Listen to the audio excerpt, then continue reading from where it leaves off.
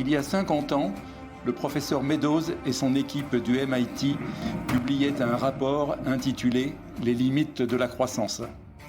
Un rapport qui concluait que la poursuite de la croissance économique mondiale conduirait l'humanité à dépasser les limites planétaires avec à la clé un risque majeur pour les populations. 50 ans plus tard, nous observons les symptômes de ce qu'avait prédit Dennis Meadows, une crise climatique pour laquelle le dernier rapport du GIEC tire à nouveau la sonnette d'alarme.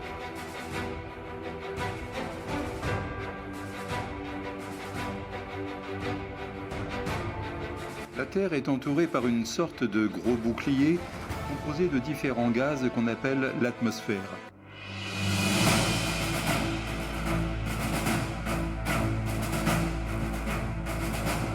Des gens souffrent, des gens meurent.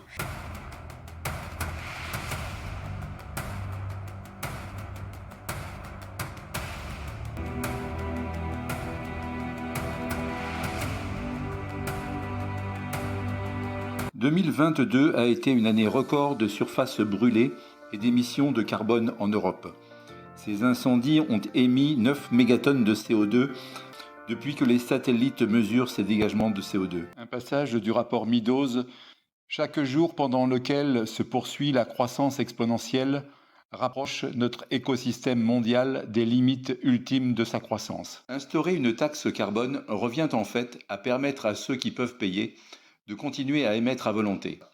Jean-Marc Jancovici, développeur du bilan carbone personnel, propose de limiter. Alors plus 3 degrés plutôt que 2, ça n'a l'air de rien. Mais même une faible élévation de la température a un gros potentiel de dérèglement du climat.